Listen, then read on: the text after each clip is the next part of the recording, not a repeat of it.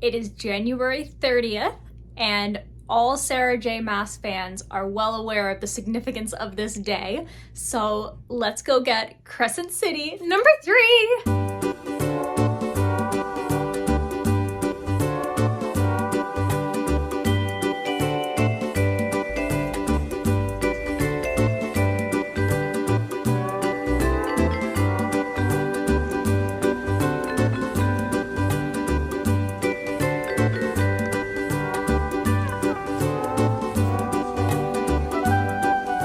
The wait is finally over. I am finally gonna read House of Flame and Shadow by Sarah J Maas, the 3rd book in the Crescent City series. I have been waiting, not as long as some people, I think maybe a year, no, maybe like, I've been waiting about 6 months maybe for this book, which for me felt like a very, very long time because like the cliffhanger that the second one left off on, oh my goodness. So if you haven't read those ones, there's definitely going to be some spoilers because stuff that happens in the 1st and 2nd book is obviously going to be relevant in the 3rd book, but I will not spoil anything like within the 3rd book, if that makes sense, just the way that I kind of usually do my videos. I think that this is my favorite cover of the 3. I like the way that it like kind of is shiny. And I think that it's the Viper Queen on the front, but I'm not entirely sure, but that's my guess. Like it kind of would make sense that way. But yeah, this is a hunk-a-lunk. Look at this guy. And you know that I'm committed to this series when I buy the hardcover because I'm not waiting like a year for it to go into softcover. So let's read this. My wrists are going to be so sore though, like holding this book open, especially like I find that when you're at the beginning of it, it's just like, it's a struggle with a hardcover and maybe I'm just weak. I don't know, but let's crack this open. But wait, we know the drill. We got to take off this dust cover and hope maybe there's a pretty design underneath. So let's see. I always love doing this.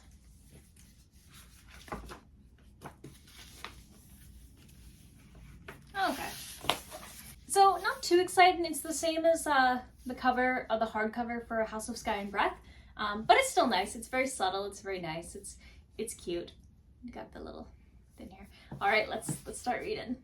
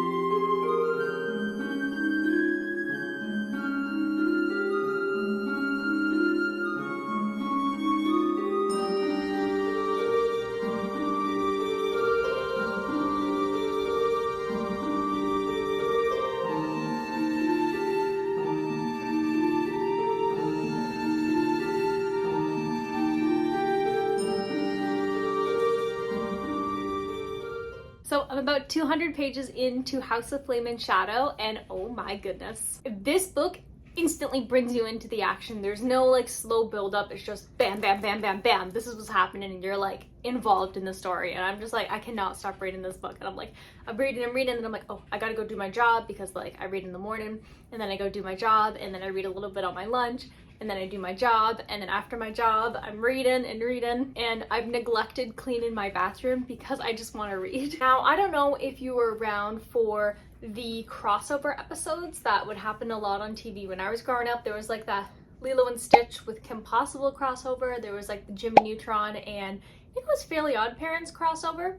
This book is the ultimate crossover that we've all been waiting for, us Sarah J Maas fans. Just being able to see my beloved Court of Thorns and Roses characters again, interacting with the Crescent City characters is like blowing my mind, and how it's all like connected, and she's such a good, clever author. It's like, how on earth did she have this planned like this? Like, and if you go back to the other books, like you can see the similarities and like mentions of certain creatures, but they just have different names, and it's like, oh my goodness, like she's planned this whole time. There was also a really nice throwback into the first book, A Court of Thorns and Roses, with the worm that Feyre went, she kind of like had to defeat.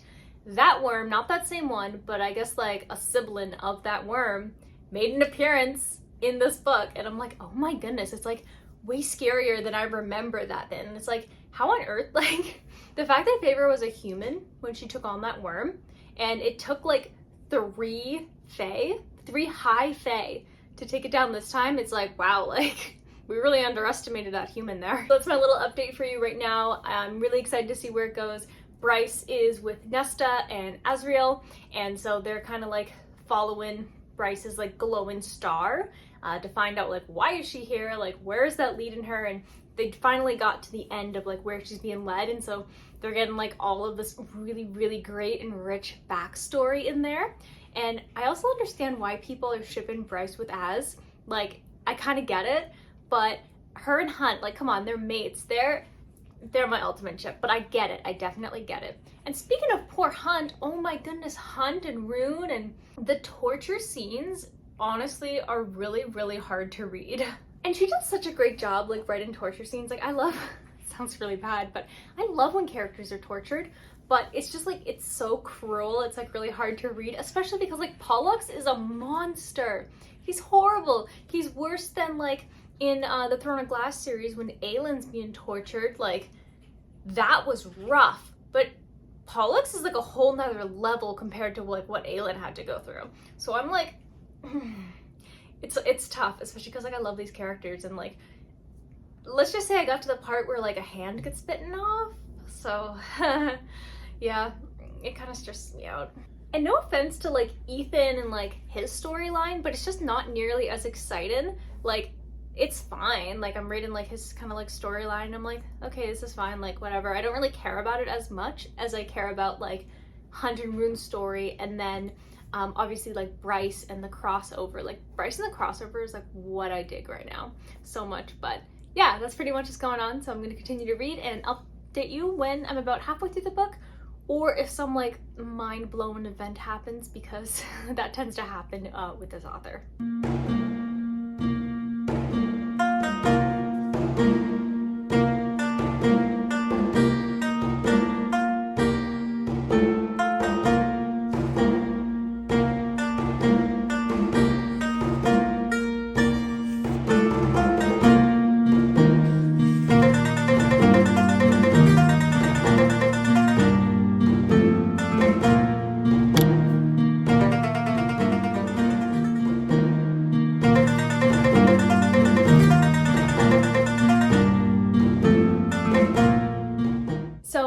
Halfway through House of Flame and Shadow, and here's what's happened so far. Bryce has returned back to her regular time period, and I gotta say, I wish that there was more of the crossover. I mean, I'm only halfway through, so maybe there'll be more of that crossover, but it was really good during that time. But I feel like there's like not as much as I would have liked, but I'm not done yet, so we'll find out if there's gonna be more of that.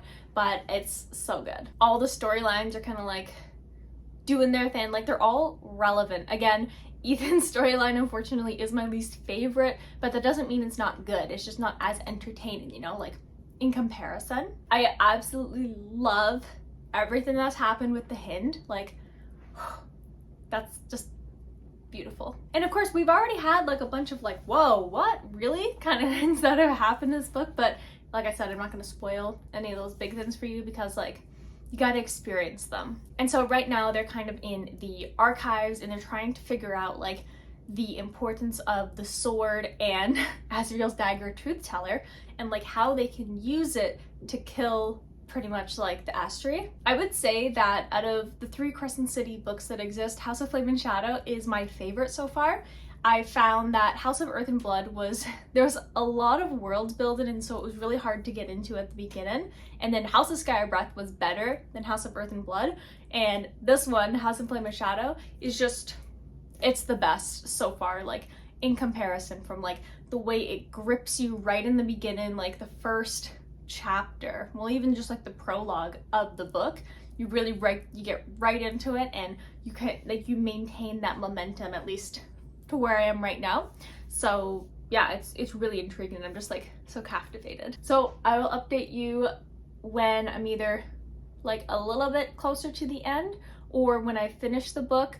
I think we all know the last 100 pages of any Sarah J Maas book, like it throws you in for a massive curveball. And so I know that something's gonna happen when I get towards there. So I will see you then.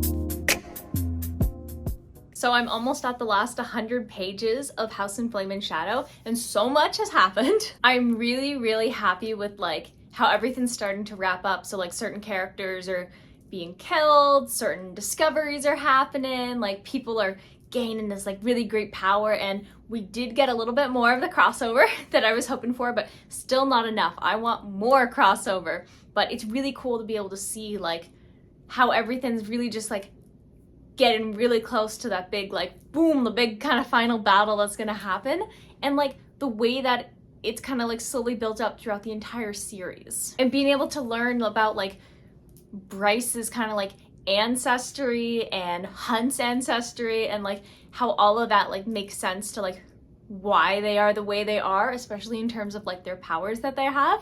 And it's like, oh, it's just so good. So where I'm at right now is basically they are getting ready to take on the Asteri. So different characters are in different kind of like locations trying to like build up what they need to build up. So like Ethan went to visit his brother with like the Underkin, and that was a really cool like thing that happened there.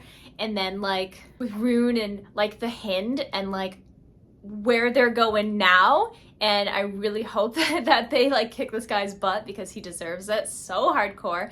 Like Bryce and Rune, they kicked another guy's butt who deserved it so badly. I'm so happy he didn't get a redemption arc or anything like that. Like, yes, some characters are just like so evil. So yeah, I'm really, really scared but excited to see what's gonna happen, because like it's like the last 130-ish pages that I have now, and I don't know what's gonna happen, and I'm scared, but I'm also really excited because I think this is the last book. Like, I'm pretty sure it's only a trilogy, but I'll find out, I guess. Like, I have no idea. It really feels like it's gonna be a trilogy just because like a bunch of the storylines are being wrapped up now. Like, characters are really getting like full of the power that they haven't had before, which is really, really cool. I love that.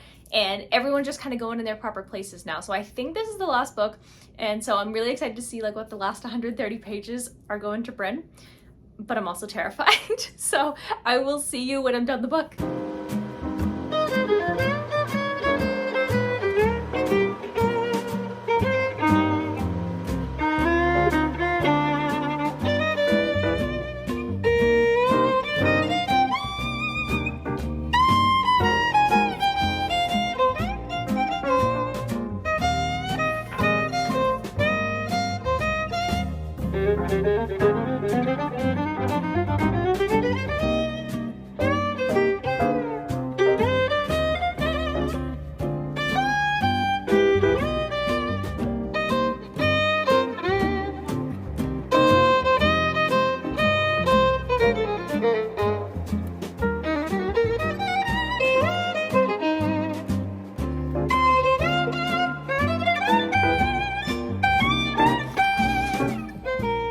I just finished House of Flame and Shadow, and oh my goodness, I just need a moment. This book was able to captivate my attention every single second, and it was so amazing. Oh my goodness. Following along the journey of those characters, it was just such a good way to end the story. So this is the final one. I imagine that there's gonna be some like other versions from different characters' perspectives, like they did with Silver Flames, because like the whole Reaper thing did not feel like it was wrapped up, unless I like missed something. But I thought that we were gonna get a wrap up with like that conversation with Ethan and the Reaper. Like, what happened? Like, why was that not there? It also felt like Adrienne, I think that's how you say her name, the dragon.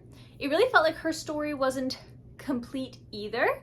Because like Therion, again, I'm not saying these names right, I bet.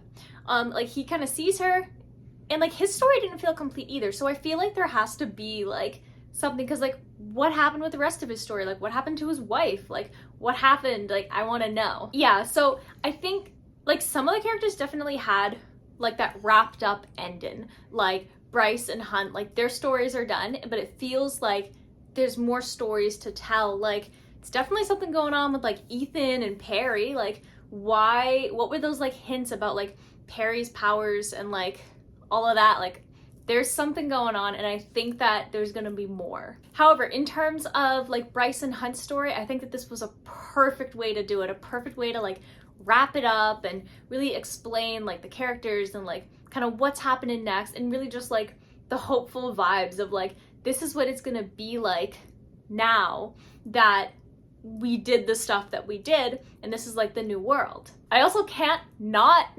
mention the Throne of Glass. Clever weaving in of that. Like, I'm not gonna spoil it for people, but that was so good. And it wasn't like, oh, it was so subtle, but it's like, oh my goodness. Yeah.